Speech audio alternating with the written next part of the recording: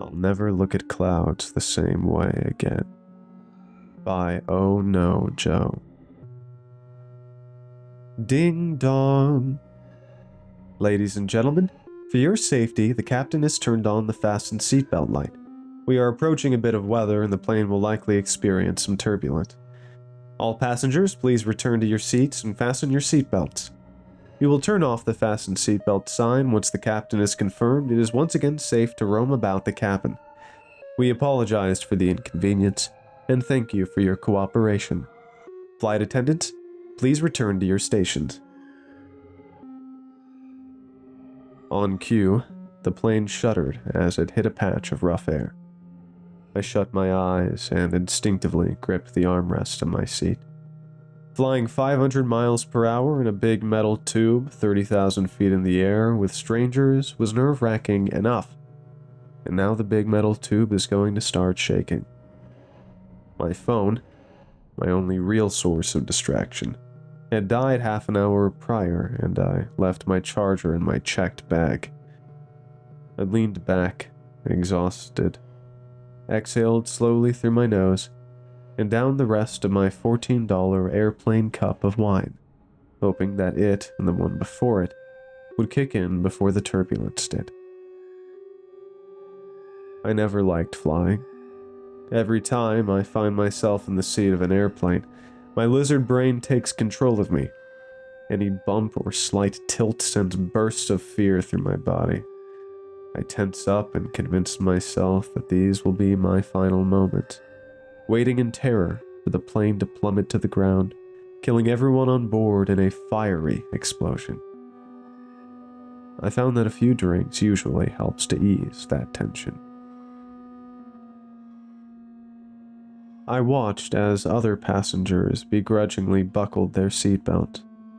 The old woman in the aisle seat next to me decided this was the best time to make a break for the bathroom, much to the dismay of the flight attendants. She managed to convince them to let her go by saying, "If you don't let me go now, the plane will shake it out of me in my seat." I regret to say that for my own sake, I was happy to see her go. I glanced out the window from the middle seat, over the man next to me watching When Harry Met Sally, and saw that the plane was indeed approaching some thick white clouds. We were flying over a sea of endless forest and farmland, which made the clouds seem all the more intimidating. The PA system continued to chime every few minutes, indicating that the turbulence was only going to get worse. Ding dong! The plane began to rattle gently as it approached the clouds, like a school bus driving along an old gravel road. The baby in the seat in front of me continued to babble and chew on her fingers in her mother's lap. I smiled. She was cute in her little pink onesie, and it helped to know that if a baby can handle a little turbulence, then so can I. I straightened up in my chair and looked around for ways to distract myself. I tried reading Billy Crystal and Meg Ryan's lips for a while, but I kept catching myself stealing glances at the clouds. Coasting alongside them gave me a true feel for their immense size. They dwarfed the 737 passenger plane, taking almost a full minute to fly past each one.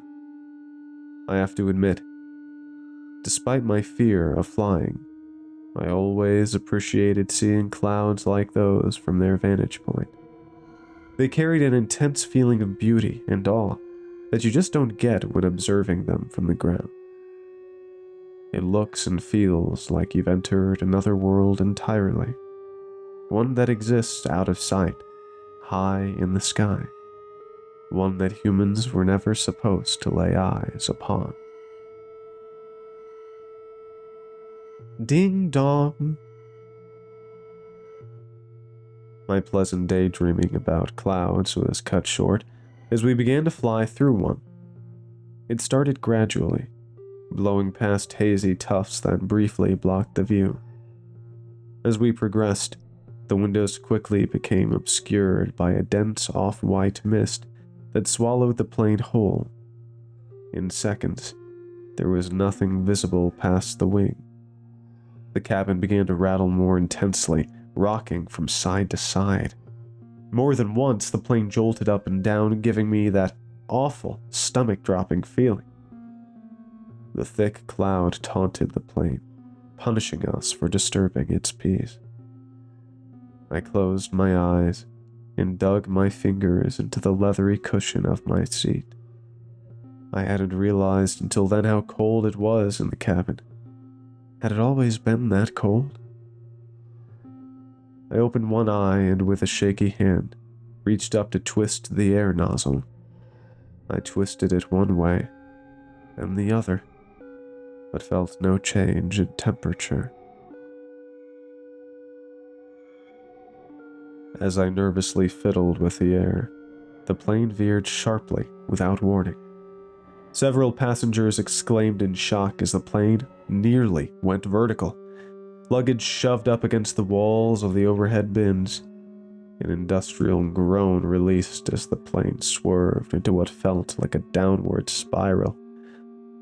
I sunk into my chair and tightened my grip on the armrests. I squeezed my eyes shut, praying for it to be over. It wasn't before what felt like an entire minute that the plane eventually righted itself. The droning sound persisted. It maintained its tone, but grew softer, like a distant train blaring its horn. It faded away as the plane exited the cloud, the apparent goal of the pilot's aggressive action. I kept my eyes shut and struggled to find my breath through the next announcement. Ding dong! Once again, ladies and gentlemen, for the safety of yourself and other passengers, we do ask that you remain seated while we get through this bit of weather here. Apologies in advance for any other evasive maneuvers. Shouldn't be too long before we hit clear skies once again. In the meantime, folks, just keep those seat belts fastened and enjoy the view. Flight attendants, please be seated at your stations and fasten your seat belts. Thank you.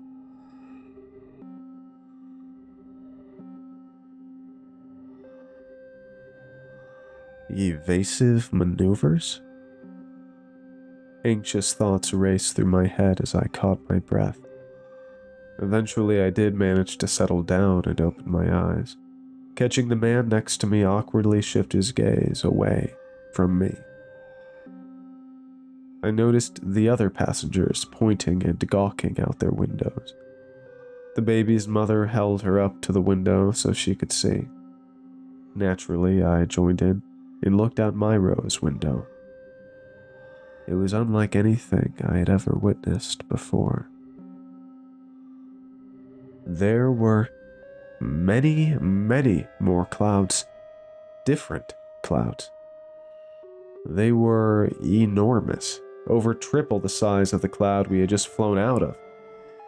They were far away from the plane, but their sheer size made them feel so close. It's honestly difficult to truly recall how massive they were. From my view in the middle seat, they appeared to stretch for miles ahead, as well as down underneath the plane and high into the sky. Beams of sunlight cut through thin cracks in the white walls, casting ominous shadows and creating deep, unexplorable caverns. In addition to their size, the clouds moved. I'd seen clouds move before, but never as these ones did. Their motion was slow, yet intentional. Individual clouds followed individual paths. Up, down, sideways, systematically. Some rotated as they meandered through the sky, like massive gears with puffy cogs powering an immense airborne machine. Some appeared to alter their course toward the plane, as if to investigate their uninvited guest. I and the other passengers watched in admiration as we soared through what could only be described as heaven. Ding dong. I was so mesmerized by the cloudscape that I hardly noticed when the plane began to shake once again. It was the misty gray tufts that brought me back to reality. We were beginning to fly through another cloud. It looked like a thundercloud, though it never manifested like the first one did. Instead, small wisps of fog flew past the windows like a flock of ghostly gray birds. As we pressed through, the dark clouds made their presence known. It started small, with an occasional bounce or dip in the plane's course. It picked up quickly, as if many more clouds decided to join in. Strong jolts bombarded the wings and hull, sending loud thuds and bumps across the thin walls. Lights began to flicker as the plane struggled through the air. Waves of anxiety poured over me as I felt every cloud send ruptures through the cabin. I squeezed my eyes shut through the barrage. I heard passengers panic, letting out nervous cries. What the hell is going on out there? Oh my god, look at the wing! I caught brief glimpses out the window. The wing of the plane flailed up and down, threatening to snap at any second. The misty figures were beginning to take stronger shapes, becoming clearer as individual forms. They were picking up speed alongside the plane. We were being pursued. The baby began to cry as the plane shook violently. Her mother did her best to comfort her as the leaden clouds started to surround the hull. I heard passengers shout across the plane in frightened confusion. Holy shit, what are those? Daddy, I'm scared. Honey, look at me. Mike, stop. Stop it, you're scaring me. Mike, look at me. I could only listen in horror. My eyelids refused to open as the plane thrashed through the sky. Over several agonizing minutes, the terrified screams began to fade. Soon the only sound came from the baby. She wailed for her mother, who was no longer comforting her. Something was wrong. Ding dong. I forced my eyes open. The mother's body was rigid, her neck craned toward the window. Her breath was rapid but shallow, like she was having an asthma attack. Her husband next to her shared her affliction. I quickly turned to look at the man next to me. His face was nearly pressed against the window, his quick breath creating a small circle of condensation against the plastic. His eyes twitched in their sockets, unnaturally wide and sickeningly bloodshot, locked in a horrified stare out the window. I followed his gaze and caught my first glimpse outside since the dark clouds arrived. They had changed. Their gray appearance had deepened to an inky black, the darkest black I'd ever seen. They were mere feet from the plane, hundreds of Vanta black voids peppered against an ivory backdrop.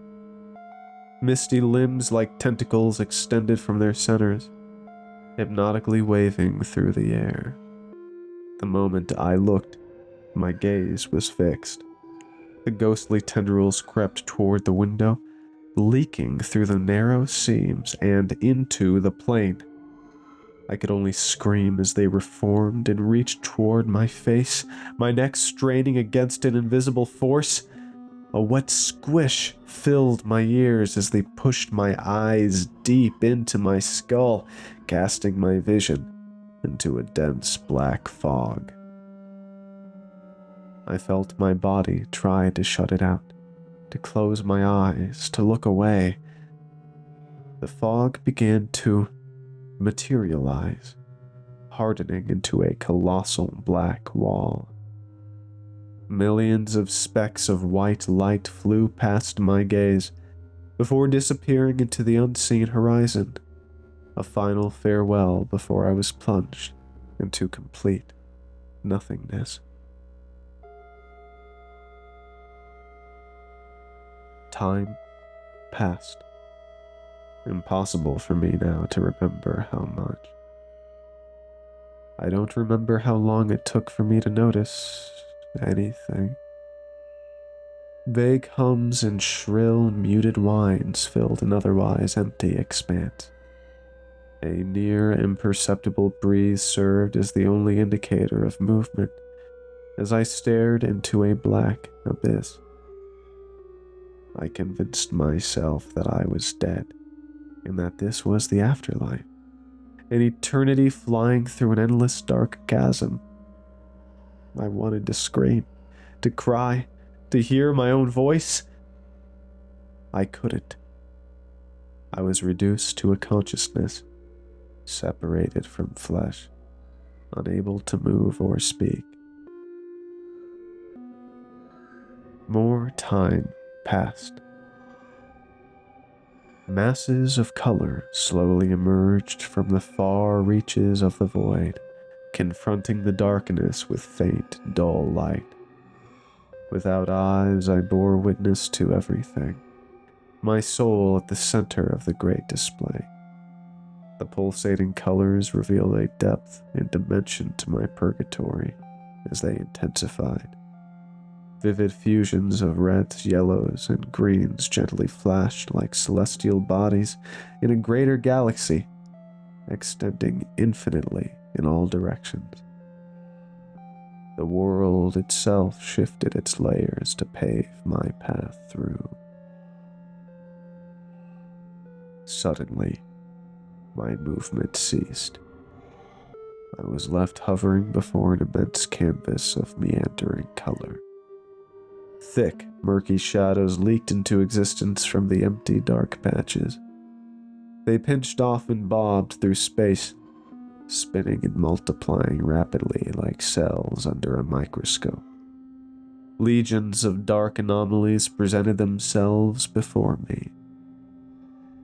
In grand unison, they slowly collapsed into their own orbits, mitigating themselves into mere specks before exploding outward into enormous bright streaks of light. Gleaming tendrils slowly bore through space with angelic beauty. The unearthly noises intensified as they formed their paths.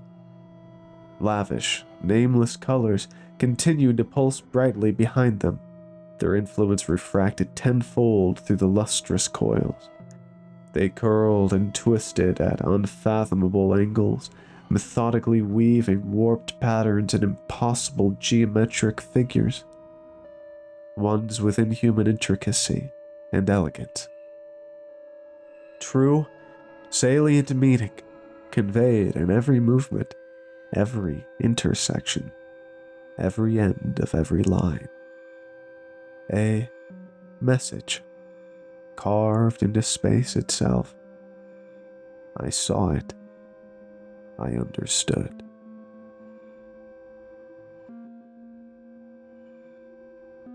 In an instant, the images were ripped from my mind as the misty limbs retracted out of my eye sockets.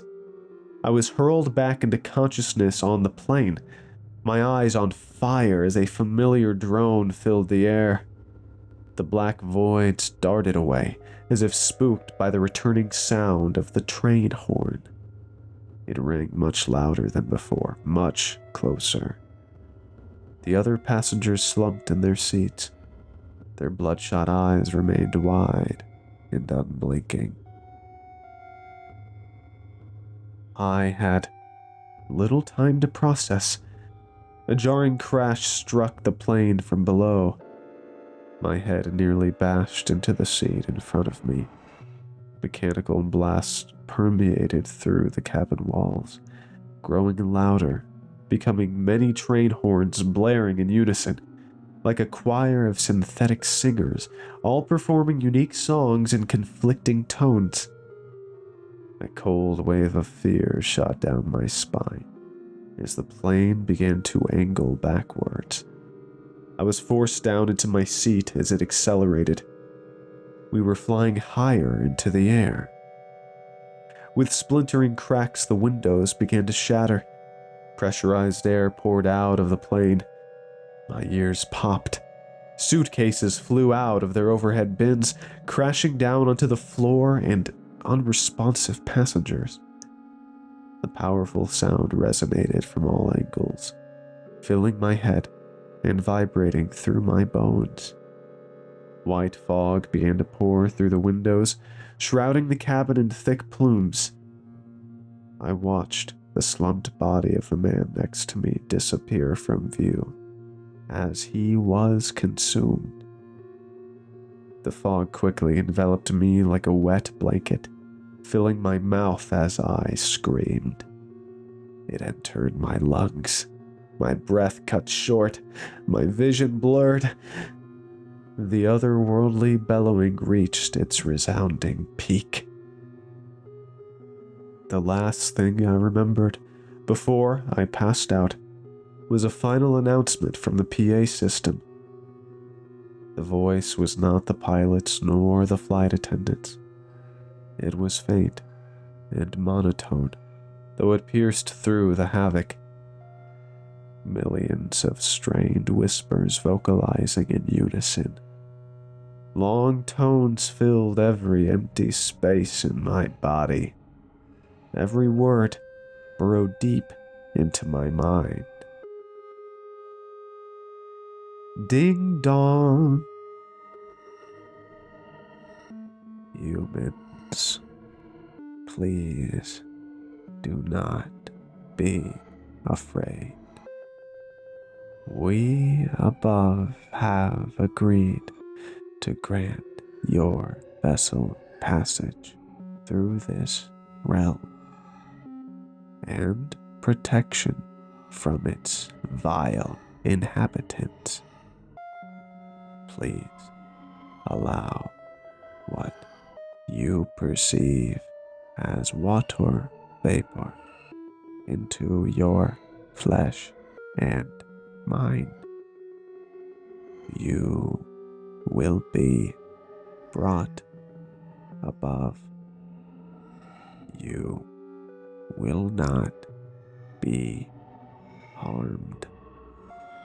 Your memories will require alteration to exhume the corruption incurred within your fragile minds and ensure the safety and stability of your reality. We above command your involuntary cooperation. Please do not return to this realm again. The plane touched down on the tarmac with a jolt. I sprang awake, crying out and gasping loudly. My eyes darted around the cabin, but all I saw were annoyed and confused faces staring back at me. The plane was in typical condition, carrying on bags stowed away, passengers healthy in their seats. Nothing was out of place. I sat forward in my seat, struggling to find my breath, the harrowing events of the flight still at the front of my mind. I could hear the intense droning in the back of my skull. The powerful symbols flashed through my brain. A sudden hand on my shoulder made me jump. "Hey, buddy, you all right?" asked the man in the window seat. I turned quickly to look at him, startling him. I stared into his eyes. They looked entirely normal, albeit a little tired. He had dark bags under his eyelid, as though he hadn't slept well in a while.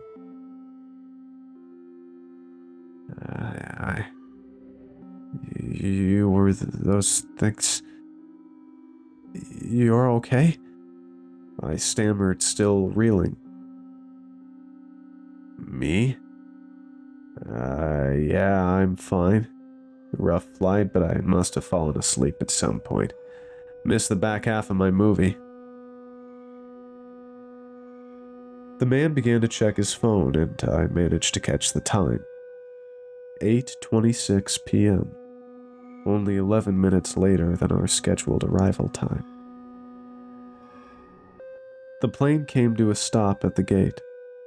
People immediately began to stand up out of their seats, hastily grabbing their bags and murmuring amongst themselves. No one was at all shaken or injured, as they should have been. Ding dong! Alrighty, folks, the plane has come to a complete stop, and we'll be opening the doors to let you all out shortly. Once again, we apologize for that short delay, and thank you all for your cooperation. Please make sure you have all of your belongings before deplaning. On behalf of the entire crew, I'd like to thank you all for flying with us this evening, and we'll see you on your next trip. I was beginning to accept that I had experienced a terrible nightmare. One manifested by fear, turbulence, and a bit of airplane wine. I was beginning to stand when I heard a small voice. "Mommy, when is it our turn to leave?" "Very soon, sweetie, very soon." My face fell in shock. I turned sharply toward the window seat in front of me. Looking back at me was a little girl, aged about 3, sitting in her mother's lap, wearing a pink onesie. It looked to be several sizes too small. My eyes widened in shock. I was about to question her and her mother, when a shrill scream erupted from the rear of the cabin. It was followed by a cluttered thud as something fell to the cabin floor. I was close enough to look behind and see before passengers began their panicked rush out of the plane. Lying outside the bathroom door was the decaying corpse of an old woman. Her stringy black hair fell into her slacked open jaw. Her shriveled eyes were shrunken unnaturally deep into her skull. It was the corpse of a woman who had long been trapped in that bathroom. News stories after the flight covered the, quote, elderly woman found dead in an airplane bathroom, unquote. But that was the extent. They left out the fact that she looked to have been rotting for months. Nothing either about unexplainable experiences from passengers, or babies aging 2 years in a 5-hour flight. I was never able to confront the mother and child. They had rushed out of the plane along with the rest of the passengers. That flight was 3 days ago. That is all I can think about. Everything becomes cloudy when I try to put it all together in my mind. I thought writing everything out here would give me some clarity, but it only deepened my confusion. The only thing I'm certain of is that something left its mark on me. I can't purge the immaculate streaks of light from my mind. I see them every time I close my eyes, as if they were etched into the back of my eyelids. The symbols they created were unlike any I had ever seen before. They weren't like any letter or number. They were too precise, had too much depth, carried too much weight. They made perfect sense when I saw them in my fugue state, but they've become an enigma ever since. a vast mural of indescribable shapes and lines. There's a message in that madness, a message that holds a truth, a message that someone wanted to show us, and that someone else wanted to keep hidden. Written in a language that we aren't ready to understand. No one else remembers, but I do. I'm going to find it. I have to find it. I need to remember.